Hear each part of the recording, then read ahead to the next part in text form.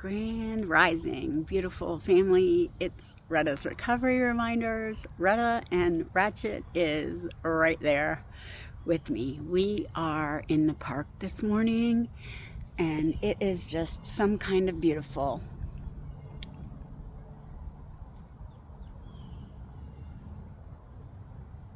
I didn't bring the book, but I really wanted to just jump on and say good morning and how grateful that I am for each and every one of you that take the time to watch my videos. I really appreciate you guys. I have struggled with self-esteem since the emotional abuse that I was kind of unaware was emotional abuse for most of the relationship until I educated myself. And then I realized that it was a pattern, in our family line. And I watched this video this morning that said that the demons in our family line, the curses, they aren't supposed to continue like that, like addiction and, toxic relationships, staying in toxic relationships. Those are,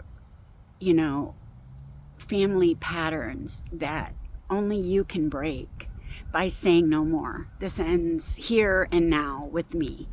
And unfortunately, it took most of my life for me to make this decision, but that really doesn't matter. As much as I look back with regret, I have to continue to look at where I am now and where I was even just a year ago, like night and day, and I have to know that living in my authenticity instead of numbing and continuing the toxic patterns that I was shown in childhood how to deal with my pain, those are not the ways that we mature and turn into the best, self we can be. It's only by evaluating our own behavior, our own reactions, how we treat people, and how you treat people, especially the people who can't really do anything for you. That is the, measurement of your karma. You only can see what you allow yourself to believe about the world and about yourself. And when I really realized that and stopped looking at myself as a victim of anything, I am not a victim. I'm a survivor, and I can overcome anything that comes my way. I shouldn't be here. I've had an NDE, and before that I was a complete atheist, and now I know there is a divine creator, but it's not religion. It's not what religion has led us to believe. It is an energy within each and every one of us, in every tree, in every animal, in every atom. I believe every atom is conscious with divinity. And that's why when we speak things, they come into existence. Because our thoughts are what create how we perceive the world. I promise. I changed my perception of myself and the world, and the outside circumstances changed, like almost magically. I know it sounds a little woo-woo, but it's not. Anything like that is taking your power away, asking a God outside of yourself, because you are the God of your body. You are the microcosm. You are the microcosm. Everything that is externally is internal. As above, so below. It took many years for me to, and a lot of reading occulted information, because I knew that the occulted information was hidden behind fear. They wanted people to be afraid of this information. I wasn't afraid. I was interested, and I was questioning everything. That has always been one of my biggest traits. I don't know if I believe that. I'm going to need to see some proof. And, that led me to, make sure a lot of the stuff that I was believing was true.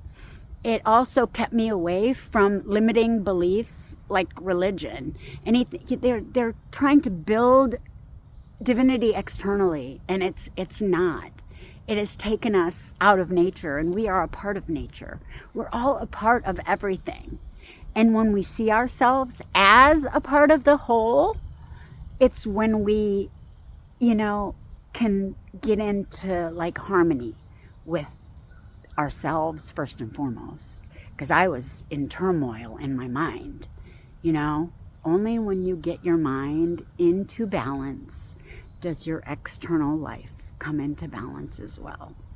And, as a child of divorce and, being raised by an emotionally unavailable father from the time I was 11, when I really wanted my mother. And, I still have issues, but I forgive them because they were people doing the best that they could, and before that, I judged. I don't judge anyone because I know that people judge me by what happened, but I was just doing the best I could. And, I was being emotionally and verbally as well as physically abused in my last relationship. And even though he tried to not hit me a lot, he smacked the shit out of me a year before he left. And that was really when I was like, I'm done with this. If you can't keep your frickin' hands to yourself, it's childish. I'm done. And I don't deserve it. I don't do anything to deserve being struck. That's for damn sure. And when I really chose to value myself and love myself first and foremost, instead of putting everyone's needs and wants and desires ahead of mine. That's what they tell you to do in a marriage. Oh, but if the man isn't leading you to anywhere good, get the fuck out. He's leading you to hell. I was in hell.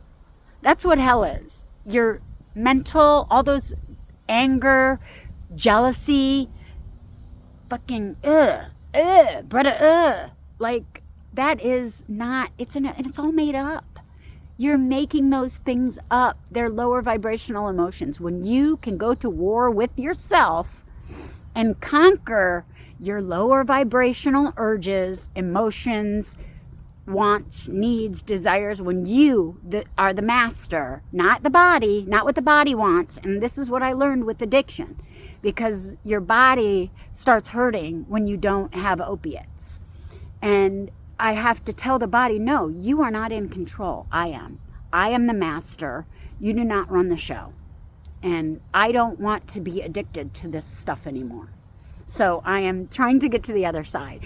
And by doing that has allowed me to get down from 115 milligrams to 76. I stopped at 76. Currently, I was going down 2 milligrams every 2 weeks, but I took a break because I started getting cramps right underneath my knees and my calves. And I work full time, and I can't afford to feel like that. And as much as I want to get off of it, right now I have to work to support myself, and until I pay off my truck and get a home. Anyway, I love you guys so much, and I hope everybody has a really great day. You are creating the world that you see by your thoughts, your emotions, how you feel about the life you are living. And when you feel like amazing, life is amazing. It's a gift every single day. It's only when we're thinking about the past or worrying about the future that we piss on today. Stay in the now. Gratitude. I love you guys. I hope everybody has a blessed week this week. Just stay in your love. We can get through this together as a whole. I love you. Be a blessing. Peace.